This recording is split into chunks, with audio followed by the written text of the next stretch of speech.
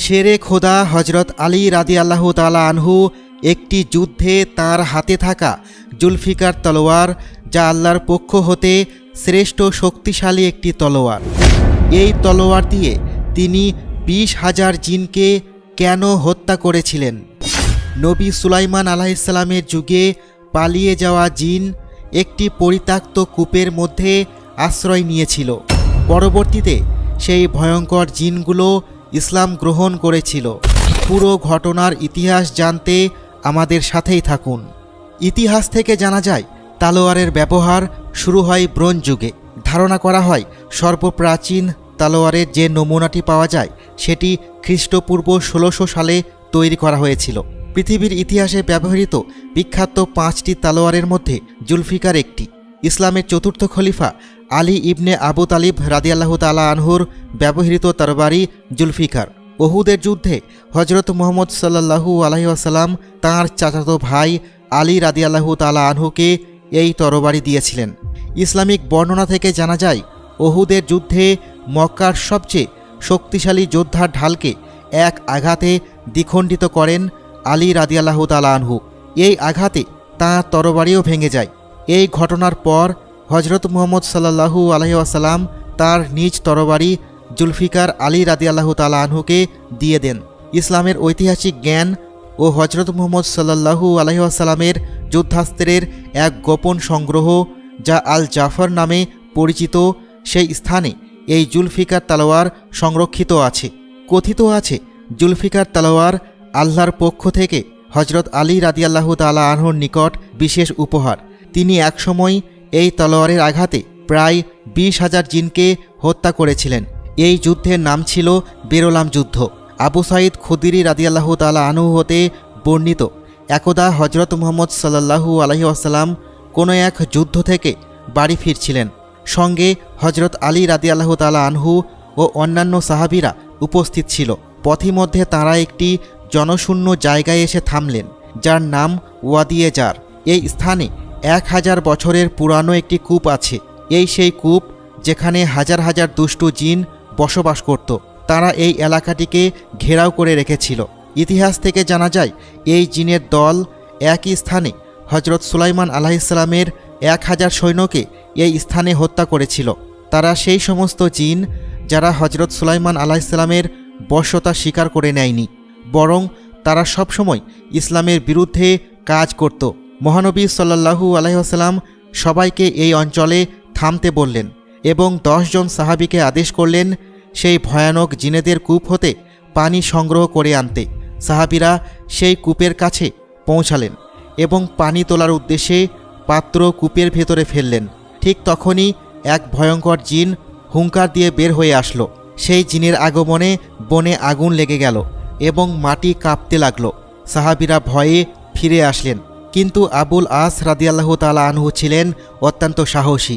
তিনি সামনে এগিয়ে গেলেন এবং পুনরায় পানি তোলার উদ্দেশ্যে কূপে পাত্র নিক্ষেপ করলেন। সেই ভয়ঙ্কর জিন আবারও বেরিয়ে আসলো এবং আবুল আস রাদিয়াল্লাহু তাআলা আনহুকে নৃশংসভাবে হত্যা করল। এই দৃশ্য দেখে সমস্ত সাহাবীরা মহানবী সাল্লাল্লাহু আলাইহি ওয়াসাল্লামের নিকটে চলে গেলেন এবং সমস্ত ঘটনা ব্যক্ত করলেন। সব কিছু শুনে মহানবী সাল্লাল্লাহু আলাইহি ওয়াসাল্লাম হজরত আলী রাদিয়াল্লাহু তাআলা আনহুকে আদেশ করলেন জিনেদের সাথে মোকাবিলা করার জন্য। আলী রাদিয়াল্লাহু তাআলা আনহু যেন এই আদেশের অপেক্ষায় ছিলেন। মহানবী সাল্লাল্লাহু আলাইহি ওয়াসাল্লাম আল্লাহর দরবারে আলী রাদিয়াল্লাহু তাআলা আনহুর জন্য দোয়া করতে লাগলেন। বললেন, হে আল্লাহ তাআলা, আপনি সকল বারের ন্যায় আলীকে যুদ্ধে সফলতা দান করুন। হজরত আলী রাদিয়াল্লাহু তাআলা আনহু সেই কূপের নিকট পৌঁছালেন। তখনই এক শক্তিশালী জিন বের হয়ে আসলো এবং বলল, তোরা এখনও এই স্থান ত্যাগ করিসনি? হজরত আলী রাদিয়াল্লাহু তাআলা আনহু সেই জিনকে যুদ্ধের জন্য আহ্বান করলেন। জিন ও আলী রাদিয়াল্লাহু তাআলা আনহুর মাঝে যুদ্ধ লেগে গেল। হজরত আলী রাদিয়াল্লাহু তাআলা আনহুর হাতে ছিল জুলফিকার তলোয়ার। তিনি জুলফিকার তলোয়ারের আঘাতে সেই জিনকে কেটে টুকরো টুকরো করে ফেললেন। এই দৃশ্য দেখে কূপের ভেতরে অবস্থানকারী 1000 বছরের পুরানো জিনেরা একে একে সকলে বের হয়ে আসতে লাগলো।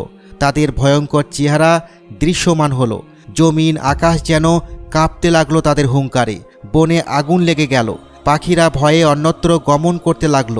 হজরত আলী রাদিয়াল্লাহু তাআলা আনহু এসব দেখে কোরআনের আয়াত পড়তে শুরু করলেন। এতে বনের আগুন নিভে গেল এবং পরিবেশ শান্ত হলো। জিনগুলো কোরআনের আয়াত সহ্য না করতে পেরে পুনরায় কূপে আশ্রয় নিল। এরপর হজরত আলী রাদিয়াল্লাহু তাআলা আনহু আবার কূপে পানির পাত্র ফেললেন। পুনরায় একই ঘটনার পুনরাবৃত্তি ঘটল। আলী রাদিয়াল্লাহু তাআলা আনহু আবারও একটি জিনকে জুলফিকার তলোয়ারের সাহায্যে কেটে দ্বিখণ্ডিত করে ফেললেন। তারপর হজরত আলী রাদিয়াল্লাহু তাআলা আনহুর পাত্রের দড়ি নিজের সাথে বেঁধে এবং সাহাবীদের বললেন দড়ির অপর প্রান্ত শক্ত করে ধরে রাখতে। তিনি আল্লাহু আকবার বলে কূপের মধ্যে ঝাঁপ দিলেন। দুষ্টু জিনেরা দড়ি কেটে দিল। কূপের মাঝে কোনো সাড়া শব্দ না পেয়ে সাহাবীরা কাঁদতে আরম্ভ করলেন। ওদিকে হজরত আলী রাদিয়াল্লাহু তাআলা আনহু ও জিনেদের মাঝে তুমুল যুদ্ধ লেগে গেল।